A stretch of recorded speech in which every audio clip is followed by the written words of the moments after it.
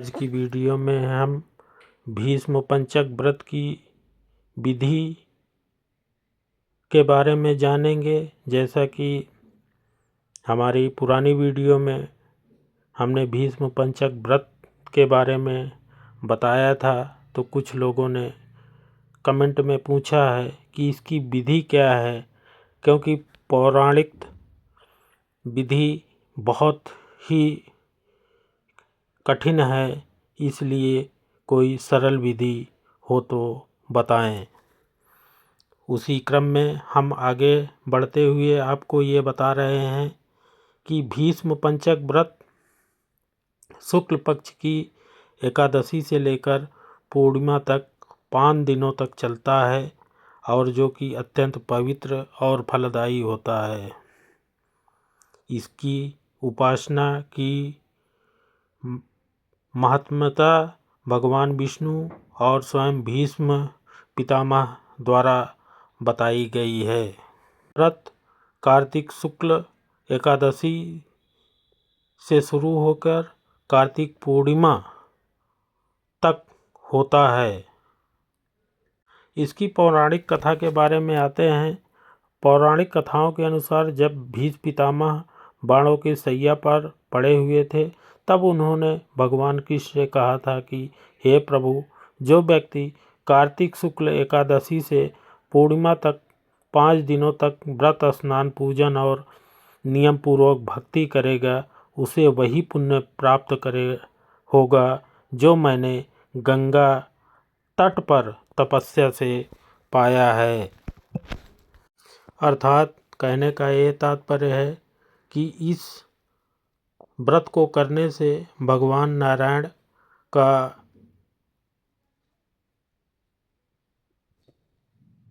सानिध्य तो प्राप्त होता ही है, साथ साथ भगवान नारायण के साथ साथ भीष्म पितामह की भी कृपा प्राप्त होती है। अब हम व्रत की विधि के बारे में जानेंगे कि प्रातः ब्रह्म मुहूर्त में उठकर गंगा स्नान या यमुना स्नान या कोई पवित्र सरोवर में स्नान करना चाहिए।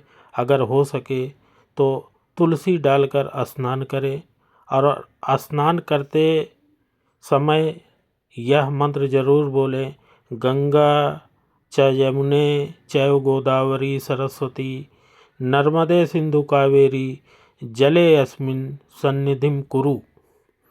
एक बार और बोल देता हूँ, गंगा च यमुने चैव गोदावरी सरस्वती नर्मदे सिंधु कावेरी जले अस्मिन् सन्निधिं कुरु। स्नान आदि से निवृत्त होने के बाद पीले या सफ़ेद वस्त्र धारण करें। भगवान विष्णु और लक्ष्मी और भीष्म पितामह की पूजन करें।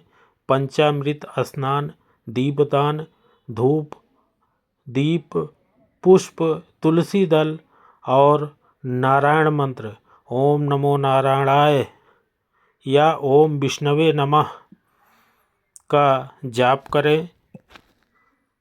और एक बात का विशेष ध्यान रखें, इन 5 दिन ब्रह्मचर्य का पालन करना चाहिए। क्रोध, झूठ, मांस, मद्य और तमोगुणी आहार से दूर रहना चाहिए। केवल फलाहार या दूध एक समय उपयोग में लाना चाहिए। हर दिन तुलसी, दीपदान और भगवान विष्णु के नाम का स्मरण करना चाहिए। अब मैं एक एक दिन की पूजा की विधि आपको बताता हूँ कि एकादशी को भगवान विष्णु को तुलसी दल का अर्पण करना चाहिए। द्वादशी को भगवान विष्णु को कमल पुष्प से पूजन करना चाहिए। त्रयोदशी को भगवान के चरणों में बिल्वपत्र और धूप से पूजा करना चाहिए। चतुर्दशी को श्री लक्ष्मी नारायण की संयुक्त पूजा करनी चाहिए। पूर्णिमा के दिन गंगा स्नान और दीपदान और ब्राह्मण दान अवश्य करना चाहिए। और पूर्णिमा के दिन कुछ विशेष कार्य अवश्य करने चाहिए। प्रातःकाल उठकर भगवान विष्णु को पंचामृत से स्नान कराना चाहिए। गंगा या पवित्र जल में दीपदान करें। ये पूर्णिमा के दिन की बात मैं आपको बता रहा हूँ। तुलसी का दीपक जलाएं और ओम नमो नारायणाय का कम से कम 108 बार जाप करें और ब्राह्मण और गरीब को अन्न वस्त्र और दक्षिणा दान करें। कुल मिलाकर कहने की बात यह है कि इन 5 दिनों में भगवान नारायण को आप ध्यान करें और भगवान नारायण की पूजा करें और साथ में भीष्म पितामह की पूजा करें और नारायण के ओम नमो नारायणाय या ओम विष्णवे नमः का जाप करें और झूठ न बोलें। तामसी भोजन को प्राप्त न करें।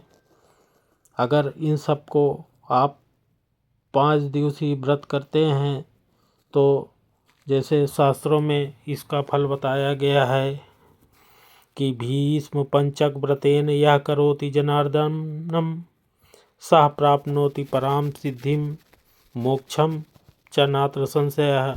अर्थात जो व्यक्ति इस व्रत को श्रद्धा से करता है वह मोक्ष, अखंड लक्ष्मी, पापों से मुक्ति और विष्णु लोक की प्राप्ति करता है।